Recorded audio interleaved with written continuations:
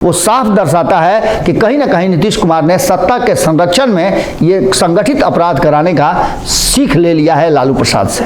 अफसोस होता है अगर ये जेपी आंदोलन के उपज हैं तो ऐसे लोगों पे अफसोस होना चाहिए, क्योंकि जिस तरह से अगर उस आंदोलन से निकले हुए हैं तो पुलिसिया जुर्म करना, अच्छी तरह से जानते हैं कि पुलिसिया जुर्म क्या था, काले दिवस का घेर करके मारना, अघोषित आपातकाल लागू करना, ये सारी चीजें दर्शाती है कि कहीं ना कहीं जेपी आंदोलन।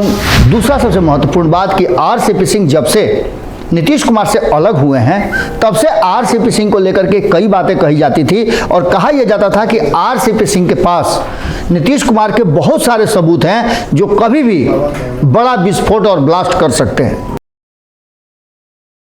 नमस्कार, ये आपका भारत लाइव है और लगातार हम पिछले कई दिनों से आपको बिहार की राजनीति के वो हर पहलू दिखाने की कोशिश कर रहे हैं जो आने वाले 2024 और 25 के चुनाव को प्रभावित करेंगे। इसके साथ साथ हमने आपको दिखाया कि मानसून सत्र में क्या कुछ हुआ, लेकिन इन सबसे बड़ी बात कि मानसून सत्र में जो कुछ भी हो रहा था वो सरकार की नियमित प्रक्रिया में था, लेकिन उसके बाहर जो हो रहा था वो अजब तरह का माहौल पैदा कर रहा था और ये बता रहा था कि 2024 और 25 का चुनाव कितना महत्वपूर्ण है। भारतीय जनता पार्टी के लिए 2024 का चुनाव इतना महत्वपूर्ण है कि उसके लिए वो अपने लोगों को कुर्बान कर सकती है, किसी भी स्तर तक जाकर के वो धरना प्रदर्शन कर सकती है। और ये नज़ारा 13 तारीख को देखने को मिला। विधानसभा घेराव को लेकर के और नीतीश कुमार की नीतियों को लेकर के, नीतीश कुमार के जो पूरा आइडियोलॉजी थे उससे समझौता करने को लेकर के लगातार हमला शुरू है। लेकिन इस हमले में दो बातें बहुत महत्वपूर्ण थी। पहली तो ये कि नीतीश कुमार के अगुवाई में ये सरकार चल रही है, लेकिन टारगेट पर तेजस्वी यादव है। तेजस्वी यादव क्यों हैं ये बातें भी हम आपको बताएंगे, लेकिन उससे पहले आपको बता दें कि अब नीतीश कुमार की उल्टी गिनती का रास्ता कहीं ना कहीं भारतीय जनता पार्टी ने खोजना शुरू कर दिया है। आपने देखा कि किस तरह से जो भी नीतीश कुमार के विरोधी हैं उन लोगों को बारी बारी करके भारतीय जनता पार्टी चिट्ठी भेज भेज करके बुला रही है। आपने देखा कि सबसे पहले चिराग पासवान को न इधर जाने दी न उधर जाने दी, चिराग पासवान को रोक करके देखा और समय समय पर उनको प्रयोग करती रही।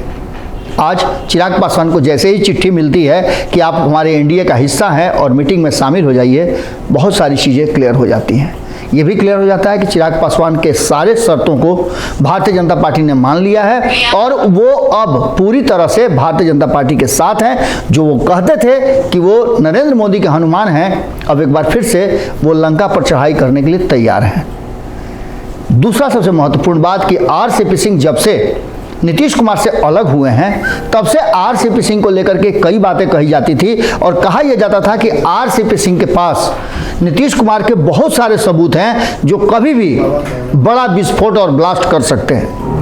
अब जबकि परसों की घटना को लेकर के आरसीपी सिंह को खोजा जा रहा था कि आखिर वो है कहां, तो वो सबूत जुटाने में लगे हुए थे और नीतीश कुमार का बखिया उधेड़ने की तैयारी कर रहे थे।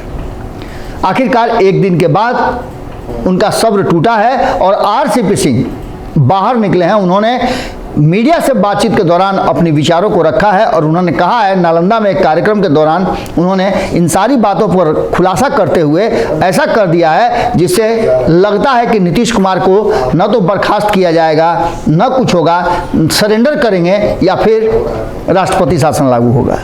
आपको बता दें कि इन सारे माहौल को लेकर के जितना ज़्यादा अब तक भारतीय जनता पार्टी के किसी भी नेता ने हमला नहीं किया है, उन सबको एक साथ जोड़ करके आरसीपी सिंह ने हमला किया है और नीतीश कुमार के पुराने जख्मों को कुरेदा है। सबसे पहले तो आपको बता दें कि ये बातें कह करके नीतीश कुमार को सबसे पहले उनकी दुखती रग पर हाथ रखा है कि ऐसा लगता नहीं है कि नीतीश कुमार जेपी आंदोलन के उपज हैं। अफसोस होता है अगर ये जेपी आंदोलन के उपज हैं तो ऐसे लोगों पे अफसोस होना चाहिए, क्योंकि जिस तरह से अगर उस आंदोलन से निकले हुए हैं तो पुलिसिया जुर्म करना, अच्छी तरह से जानते हैं कि पुलिसिया जुर्म क्या था, काले दिवस का घेर करके मारना, अघोषित आपातकाल लागू करना, ये सारी चीज़ें दर्शाती है कि कहीं ना कहीं जेपी आंदोलन में जो स्थितियां थी उसी कांग्रेस के साथ मिल करके ये दूसरे लोगों पे उसी तरह का हमला कर रहे हैं और निश्चित रूप से नीतीश कुमार जैसा रहेंगे, जैसा लोगों के साथ रहेंगे, उसी तरह का व्यवहार करेंगे। दूसरी तरफ कांग्रेस के साथ रह करके ये सब प्रक्रिया तो अपना ही रहे हैं। कांग्रेस वाली पूरी आइडियोलॉजी, जिस तरह से इंदिरा गांधी ने आपातकाल लागू करके और कार्यकर्ताओं को, युवाओं को जिस तरह से घेर करके मारा, उनका लाइफ तहस नहस कर दिया, उसी स्थिति में नीतीश कुमार अपनी कुर्सी बचाए रखने के लिए आपातकाल जैसी स्थिति ला करके लोगों को घेर करके जो उनके विरोध में बोल रहा है या जो उनकी नाकामियों कमियों को दिखा रहा है, उसको घेर करके मार रहे हैं।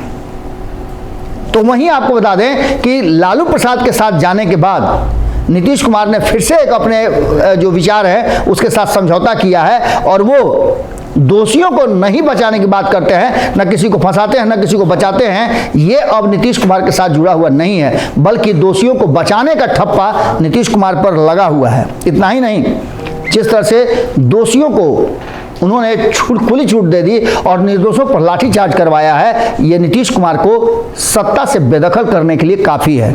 इतना ही नहीं, उन्होंने कहा है कि नीतीश कुमार की उल्टी गिनती शुरू हो चुकी है। लालू के साथ आने के बाद उन्होंने जिस तरह से सत्ता मुंह में अपराध को, भ्रष्टाचार को, इसके अलावे कालाबाजारी को, इसके अलावे दबंगई को, इसके साथ साथ शराब माफियाओं को, बालू माफियाओं को जिस तरह से प्रश्रय दिया है, वो साफ दर्शाता है कि कहीं ना कहीं नीतीश कुमार ने सत्ता के संरक्षण में ये संगठित अपराध कराने का सीख ले लिया है लालू प्रसाद से।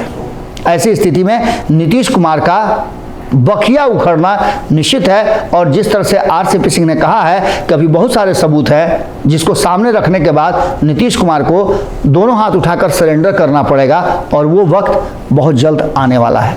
अब देखना दिलचस्प होगा कि हम बार बार कह रहे हैं कि खेल तो होना है, निश्चित रूप से ये भी होना था और इसकी शुरुआत हो चुकी है। जुड़े रहिए भारत लाइव के साथ, खबरों का सिलसिला लगातार जारी है। और बिहारियत से सरोकार रखेनी तो सब्सक्राइब बटन दबा के चैनल के सब्सक्राइब कर ली। ओजे एगो घंटी बा, ओकरा बटन दबा देला से कुल सटीक और मारक खबर रुआ मुफ्त में मिल जाई। अगर रुआ पत्रकारिता के हमनी के नया प्रयोग में सहयोग कर चाहतानी तो ज्वाइन बटन दबा दी। पेटीएम नंबर नोट कर ली 9386816700। धन्यवाद।